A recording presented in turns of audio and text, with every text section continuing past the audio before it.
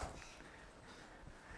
Well, thank you very much for coming. I wasn't sure how many people to expect with the weather outside, so thank you for forgoing 50 minutes to listen to my talk. You want me to lower the lights at the front? Is that better? Good. Clear? Yeah. Great. I hope you find the topic interesting. It is, as Dr. Tabatabai said, sort of a meld between climatology, atmospheric sciences, and as well as some of the soil science. So I hope you are able to take something away, and any feedback that you have for me, especially from the soil science viewpoint, would be greatly appreciated. So please don't hesitate to let me know. So just a brief outline of what I'm going to discuss today. I'm going to go over some background information so that you know from what viewpoint that I'm coming from with the research that I conduct. I'm going to give you an example of land surface process models that are used a lot in terms of modeling specifically latent heat flux. And I'm going to go into more detail into what we call the ALEX model, or the Atmosphere Land Exchange model, that I use specifically in my research, and give you a few details, especially in terms of the soil component of that model. And in addition to that, we did conduct a field experiment in 2009, so I'll go over the procedure that we used in terms of our investigation of dew in a maize field for this year, and some of the results that we've obtained so far from that research. There are two methods for the formation of dew, and that's dew fall, where the contribution to dew comes from the water vapor in the atmosphere. And the second one is distillation, which is also seen in some literature as dew rise, which is the contribution of water vapor from the soil surface. You'll find some literature will also suggest that guttation is a form of dew formation, but it typically isn't counted in a lot of the literature because it's not an actual condensation process from either the atmosphere or the soil surface itself. So you will find that in some of the literature, but it is for the most part ignored.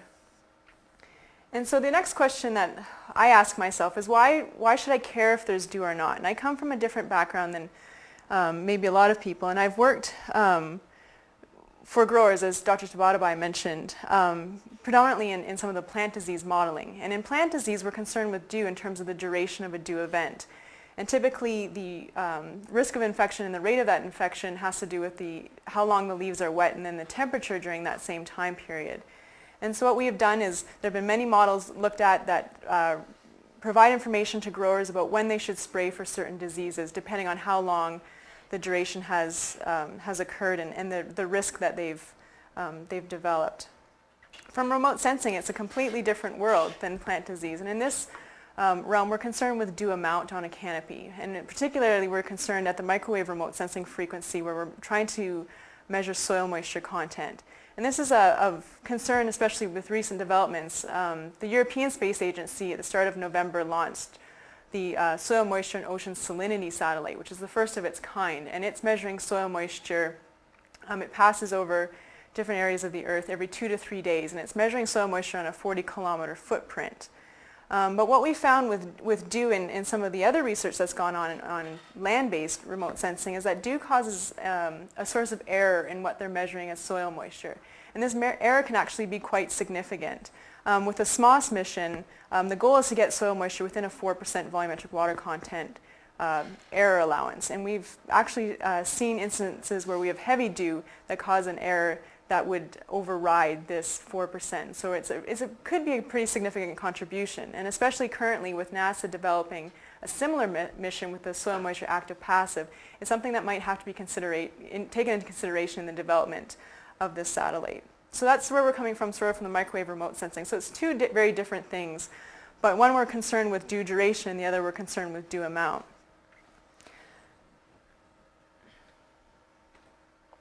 So in terms of measuring duration, one of the ways that we can do this is to deploy leaf wetness sensors. And it's probably the most commonly used technique in field experiments.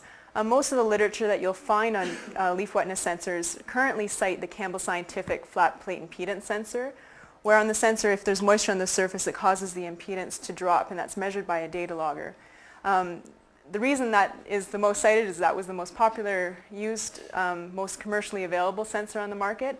However, they've recently discontinued it, and it's being phased out in terms of what's being used in field experiments. So the sensor that we actually utilize is a sensor created by their sister company, which is Decagon Devices, and it's a dielectric constant. So what it does is it measures the dielectric constant at the surface of that sensor.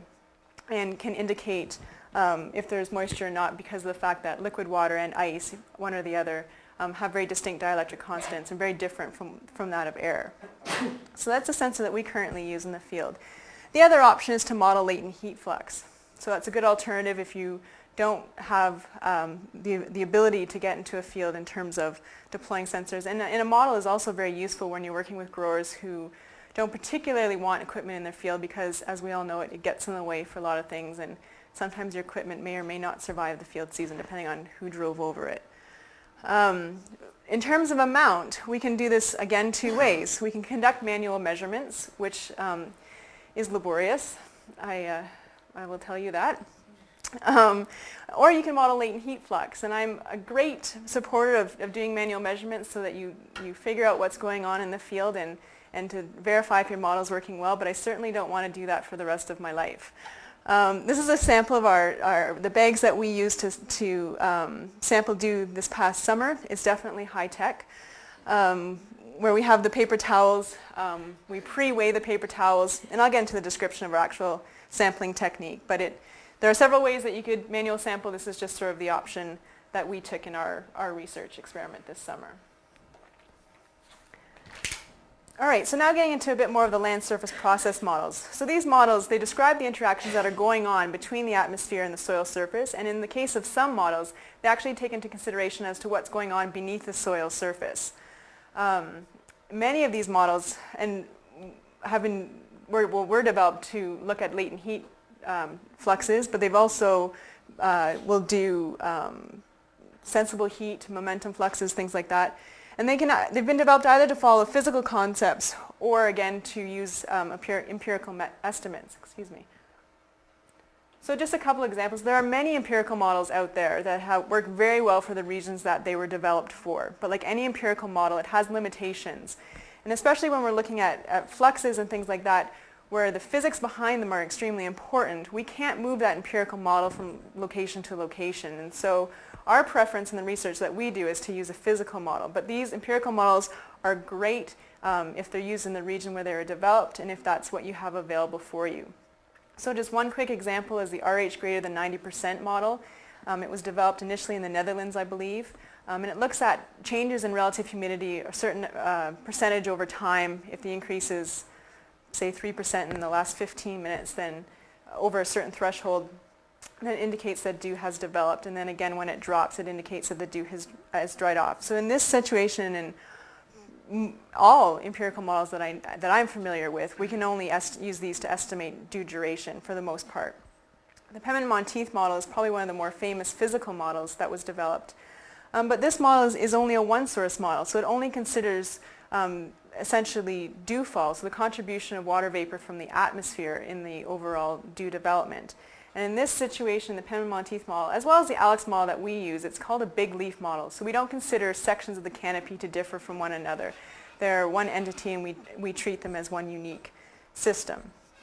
The atmosphere land exchange model is unique, and it's one of the reasons that we use it is the fact that it's a two-source model. So it does consider this contribution of water vapor from the soil surface in the onset of dew. So it's an important consideration that we need to check. And I will point you to the reference later on if anyone wants information about the ALEX model. It was developed based on a few different models, but Martha Anderson is the main author she's currently at Maryland, but her paper was published in 2000 in the Ag and Forest Journal. So specifically, the ALEX model, it estimates, as I had indicated, dew using a physical approach by examining the energy budget in terms of exchange. And what it does is it takes air temperature and calculated vapor pressure, which we get from the relative humidity that we typically measure above the canopy, and we couple that with the leaf and soil surface temperatures and vapor pressures. So just to give you a schematic of what's going on, I'm only showing you the diagram for the latent heat flux, because that's primarily what I'm concerned with, especially in today's talk. So like any model, it requires some inputs into the model. And with this model, you can indicate your canopy type. So you can say if you're looking at corn or soybeans or C3 or C4 grass, it does some boreal forest work in that, and it uses these inputs for different reasons in terms of light use efficiency and transpiration factors and whatnot. Thank you for watching the Agronomist Podcast. YouTube limits video lengths to 10 minutes. You can watch this seminar in its entirety at the Department of Agronomy website, www.agron.iastate.edu.